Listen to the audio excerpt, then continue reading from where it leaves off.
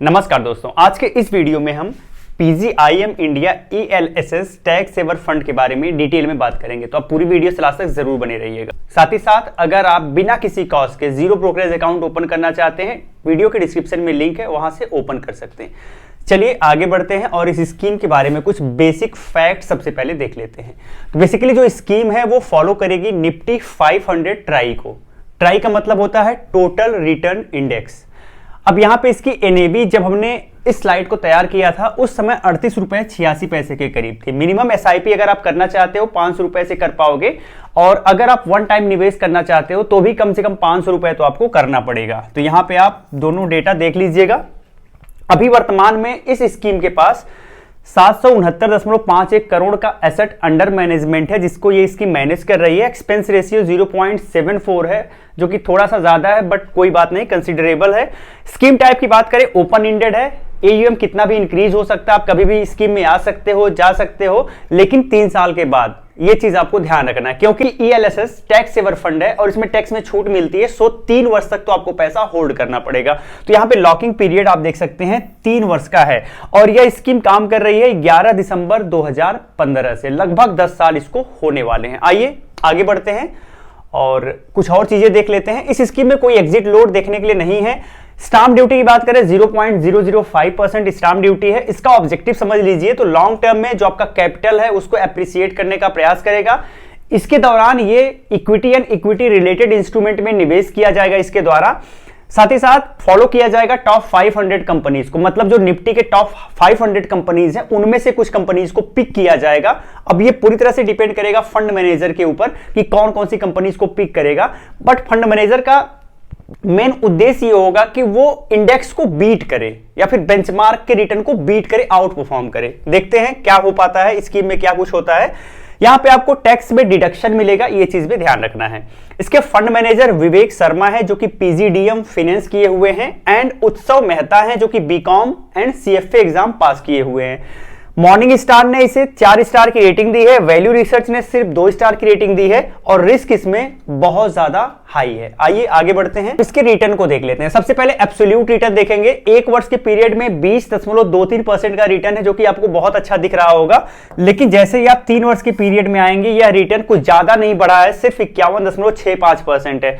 5 वर्ष के पीरियड में 152.42% है, और ऑल टाइम के पीरियड में रिटर्न उपलब्ध नहीं है। चलिए, ये एब्सोल्यूट रिटर्न देखने के बाद आपको बिल्कुल पिक्चर क्लियर नहीं होती है, इसके लिए आपको CAGR रिटर्न पे जाना पड़ेगा। आइए देख लेते हैं। 1 वर्ष में जो CAGR रिटर्न निकल के आया है वो 20.23% है, जो कि अच्छा है। लेकिन जैसे आप 3 वर्ष के पीरियड में आएंगे, आप देखेंगे ये लगभग 14.89% के हिसाब से परफॉर्म की है। तो 1 वर्ष के पीरियड में देखा जाए और 3 वर्ष के पीरियड में देखा जाए तो इसके रिटर्न में गिरावट देखने को मिली है। लेकिन 5 वर्ष के पीरियड में अगर आप देखेंगे तो इसने फिर से अच्छा परफॉर्म कर रही है। ये स्कीम 20.34% का CAGR निकाली है, और ऑल टाइम के पीरियड में 16.13% का CAGR है। यानी स्कीम जब से काम कर रही है, 2015 से काम कर रही है, तो 2015 से लेकर अब तक 16.13% का CAGR है, जो कि आप इस स्कीम में देख सकते हैं। लेकिन यह आंकड़ा देखने के बाद एग्जैक्ट आप नहीं समझ पाएंगे कि ये स्कीम कितना अच्छी काम कर रही है, तो इसके लिए और आपको आगे जाना पड़ेगा। अब हम आते हैं कैटेगरी के साथ, इसका कंपैरिजन करते हैं। तो कैटेगरी में 1 वर्ष का रिटर्न 16.3% है। इस स्कीम ने 20.23% का रिटर्न दिया है, कैटेगरी को आउट परफॉर्म कर गई है, और 26 रैंक मिला है इसे 1 वर्ष के पीरियड में। लेकिन जैसे 3 वर्ष के पीरियड में जाएंगे, कैटेगरी ने 16.3% का रिटर्न जनरेट करके दिया है, लेकिन स्कीम ने सिर्फ 14.89% का रिटर्न दिया है। तो कैटेगरी को आउट परफॉर्म नहीं कर पाई, अंडर परफॉर्म कर गई, और इसमें 27 रैंक मिला है। 5 वर्ष के पीरियड में फिर से देखेंगे, अपने कैटेगरी से ज्यादा रिटर्न जनरेट करके दी है। बहुत तो अंतर नहीं है, लेकिन थोड़ा सा अंतर है। तो कैटेगरी ने 19.5% का रिटर्न दिया है, इस स्कीम ने 20.34% का रिटर्न दिया है, और इस बीच में इसे रैंक 18 मिला है। तो ये सब देखने के बाद एक चीज समझ में आ रहा है कि कैटेगरी को एक बार तो इसने अच्छे से बीट किया है 1 वर्ष के पीरियड में, 3 वर्ष के पीरियड में बीट ही नहीं कर पाई, और 5 वर्ष के पीरियड में लगभग इक्वल रिटर्न जनरेट करके दी है। ऑल टाइम के पीरियड मुझे लगता है ये ज्यादा डेटा लिखा हुआ है, इसको हटा दीजिए। अब आइए रेशियोज देख लेते हैं। यहां पे जो रेड कलर में दिख रहा है ये बेंचमार्क का रेशियो, और जो ब्लैक कलर में दिख रहा है वो कैटेगरी का रेशियो। ये चीज आपको ध्यान रखना। चलिए, तो यहां पे इसके बेंचमार्क का जो पीई रेशियो है 25.56 है, लेकिन इस स्कीम का 37.87 है। तो बेंचमार्क के कंपैरिजन में महंगी दिख रही है।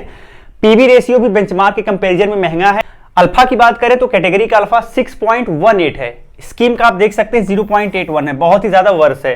बीटा के केस में देखेंगे 0.96 बीटा है बेंचमार्क का, और इसका 0.84 है। तो बेंचमार्क से काफी अच्छा बीटा लेके चल रही है, यानी कि स्कीम में ज्यादा फ्लक्चुएशन नहीं होगा, इसमें वोलेटिलिटी उस लेवल पे नहीं होगी।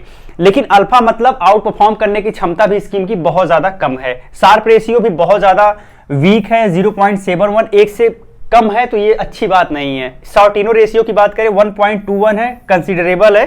स्टैंडर्ड डेविएशन भी इसका काफी अच्छा है, 12.19 है, जबकि इसके बेंचमार्क का 18.55 है। अब आप सोचेंगे कि स्टैंडर्ड डेविएशन क्या है, आइए बताते हैं। मान लीजिए स्कीम का एवरेज रिटर्न 20% है, स्कीम का एवरेज रिटर्न 20% है।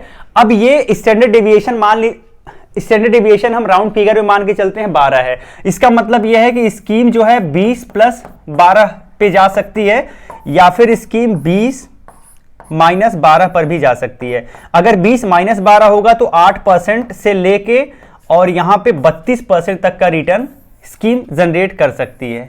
इसका मतलब ये हो गया। तो ये फ्लक्चुएशन जो है मिनिमम से लेके मैक्सिमम के बीच में इतना ही है। लेकिन अगर बात करें बेंचमार्क की तो उसमें और ज्यादा है। आगे बढ़ते हैं। रेशियो देखने के बाद कुछ खास फील नहीं आ रहा है, स्कीम उतना अच्छा देखने को नहीं मिल रही है। आइए पीएस के बारे में देख लेते हैं, जो इससे रिलेटेड स्कीम है उनके बारे में देख लेते हैं, तो चीजें और भी ज्यादा क्लियर हो जाएंगी। तो इसमें हमने 3 स्कीम को लिया है। पहला Quant ELSS tax saver fund है, second bank of India ELSS tax saver fund है, और थर्ड जिसकी हम बात कर रहे हैं वह स्कीम है। तीनों का पी देखने के बाद आप देखेंगे सबसे कम पी 24.86 बैंक ऑफ इंडिया का है, तो इसे माइलेज है, यानी कि सबसे महंगी स्कीम ये है और सबसे सस्ती स्कीम ये है। और पीबी की बात करें तो पीबी को देखने के बाद सबसे सस्ती स्कीम ये लग रही है और सबसे महंगी स्कीम ये लग रही है। तो इन दोनों केस में देखेंगे PGIM महंगी लग रही है और ये दोनों इससे सस्ती लग रही है। आइए रिटर्न पे चलते हैं। क्वांट ELSS एक वर्ष में बहुत खराब रिटर्न जनरेट करके दिया है, सिर्फ 7.98% दिया है, तो यहां पर ये नेगेटिव में है। और सबसे अच्छा रिटर्न जनरेट करके दिया है आपके PGIM ने एक वर्ष के पीरियड में। लेकिन जैसे ही आप 3 वर्ष के पीरियड में आएंगे आप देखेंगे सबसे बेहतरीन रिटर्न जनरेट करके दिया है बैंक ऑफ इंडिया ने, और सबसे वर्ष रिटर्न जनरेट करके दिया है PGIM ने। तो 3 वर्ष के पीरियड में ये आंकड़ा रहा। लेकिन 5 वर्ष के CAGR में अगर आप देखेंगे तो यहां पर सबसे बेहतरीन रिटर्न जनरेट करके दिया है क्वांट ने, और सबसे वर्ष रिटर्न जनरेट करके दिया है PGIM इंडिया ने। इसका मतलब यह है कि अगर आप लॉन्ग टर्म तक निवेश करने वाले हो तो PGIM ने आपके लिए अच्छा काम नहीं किया है, लेकिन शॉर्ट टर्म में इसने सबसे अच्छा काम किया है। अल्फा की बात करते हैं। सबसे बेहतरीन अल्फा बैंक ऑफ इंडिया का है और सबसे वर्स्ट अल्फा PGIM का है। बीटा की बात करें तो सबसे डिसेंट बीटा PGIM का है और सबसे वर्स्ट बीटा क्वांट का है। इसका मतलब क्या निकला? इसका मतलब यह निकला कि शॉर्ट पीरियड में आप देखेंगे क्वांट फंड जो है वो अगर मार्केट अच्छा नहीं चल रहा है तो क्वांट फंड में बहुत तेजी से गिरावट होती है। मतलब मार्केट में जरा सा भी अगर फ्लक्चुएशन हुआ तो उसका सबसे ज्यादा असर क्वांट पर देखने को मिलेगा, क्योंकि क्वांट का बीटा बहुत ज्यादा है। लेकिन अगर मार्केट अच्छा चल रहा है तो क्वांट परफॉर्म भी अच्छा करता है, क्योंकि इसका अल्फा थोड़ा सा ज्यादा है। लेकिन इससे ज्यादा अच्छा परफॉर्म करता है बैंक ऑफ इंडिया, क्योंकि इसका अल्फा इससे भी ज्यादा है। ये चीज आप सीधे इसके रिटर्न में देख सकते हैं। ठीक है, तो ये चीज आप यहां पे देख पाएंगे। अब तीनों स्कीम में सबसे अच्छी स्कीम कौन लग रही है? सबसे ज्यादा माइलेज किसके पास है? जो दूसरी स्कीम है बैंक ऑफ इंडिया वाली, यहां पे 3 बहुत ही मजबूत पॉइंट हैं, जबकि क्वांट में सिर्फ 2 मजबूत पॉइंट हैं और PGIM में भी सिर्फ 2 मजबूत पॉइंट हैं। तो उस हिसाब से देखेंगे कि एवरेज में सबसे बेस्ट स्कीम हमें बैंक ऑफ इंडिया लग रही है, जिसमें रिस्क भी कम है और रिवार्ड भी ठीक ठाक है। तो अब आप समझ गए कि PGIM कितना अच्छा काम कर रही है इसके पीयर्स को देखने के बाद। आगे बढ़ते हैं, कुछ और चीजें देखते हैं। अगर PGIM की बात करें तो कुल 500 में से 63 स्टॉक में इसने निवेश किया है, जिसमें इक्विटी में 95.2% एक्सपोजर है, डेट में 4.8% का एक्सपोजर है। कैश के रूप में इन्होंने कुछ नहीं रखा है। टॉप 5 होल्डिंग्स कुछ इस प्रकार से हैं। HDFC बैंक में इन्होंने 7.25% निवेश किया है, ICICI बैंक में 6.15% निवेश किया है, रिलायंस इंडस्ट्रीज में 5.18% का निवेश, बजाज फाइनेंस लिमिटेड में 3.72% का निवेश और इन्फोसिस में 2.96% का निवेश किया हुआ है। आगे बढ़ते हैं और टॉप 3 टॉप 5 होल्डिंग की बात कर लेते हैं। तो टॉप 3 स्टॉक्स में यहाँ पे 18.59% का निवेश है, टॉप 5 स्टॉक्स में 25.27% का निवेश है और टॉप 10 स्टॉक्स में 38.61% का निवेश किया गया है। आइए सेक्टर वाइज एक्सपोजर को देख लेते हैं। तो फाइनेंशियल सेक्टर में इसने 23.22% का निवेश किया है, टेक्नोलॉजी में 9.77% का निवेश है, सर्विसेज में 8.75% का निवेश है और हेल्थ केयर में 8.04% का निवेश है। एक चीज आप इस आंकड़े में देख सकते हैं कि इनका कंसंट्रेशन फाइनेंशियल सर्विस पे ज्यादा है। तो अगर मार्केट में फाइनेंशियल सेक्टर अच्छा नहीं कर रहा है तो इसका सबसे ज्यादा प्रभाव इनके परफॉर्मेंस पर पड़ेगा। तो ये चीज आपको ध्यान रखना है कि सबसे ज्यादा निवेश इन्होंने इस सेक्टर में किया है और इन तीनों को मिला के जितना निवेश किया है लगभग उतना निवेश इन्होंने फाइनेंशियल में अकेले के दम पे ही कर लिया है। तो ये चीज आपको ध्यान रखना है कि कंसंट्रेशन यहाँ पे ज्यादा है, रिस्क यहाँ बढ़ जाता है। टैक्सेस की बात कर लेते हैं। तो short term capital gain tax 20%, long term capital gain tax 12.5%। अगर आपका कैपिटल अप्रिसिएशन 1.25 लाख से ऊपर होता है, साथ ही यहाँ टैक्स में रिडम्पशन भी मिलता है, टैक्स में छूट भी आपको मिलती है, वो चीज भी आपको ध्यान रखना है। अब आइए इसके लास्ट पॉइंट पे आते हैं कि स्कीम देखने में कैसे लग रही है। पर्सनली मुझे स्कीम देखने में बहुत वीक लग रही है। मैंने सारे एस्पेक्ट को कवर किया, आपको एक एक चीज बताई, इसके पीयर्स के कंपैरिजन को भी आपके सामने रखा। सब कुछ आंकड़ा देखने के बाद ये लग रहा है कि मार्केट में इससे अच्छी स्कीम्स उपलब्ध हैं जो इससे अच्छा कर रही हैं, इससे कम रिस्क लेके इससे अच्छा रिटर्न जनरेट कर रही हैं। तो आपको उन स्कीम की तरफ देखने की जरूरत है। फिर भी मैं एक फाइनेंशियल एडवाइजर नहीं हूं, मैं सिर्फ एजुकेशनल पर्पस से वीडियो बनाता हूं। तो अगर आप निवेश करना चाहते हो अपने फाइनेंशियल एडवाइजर से एक बार सलाह जरूर ले लीजिएगा और brokerage free demat and trading account के लिंक वीडियो के डिस्क्रिप्शन में जरूर ओपन कर लीजिएगा। जय हिंद।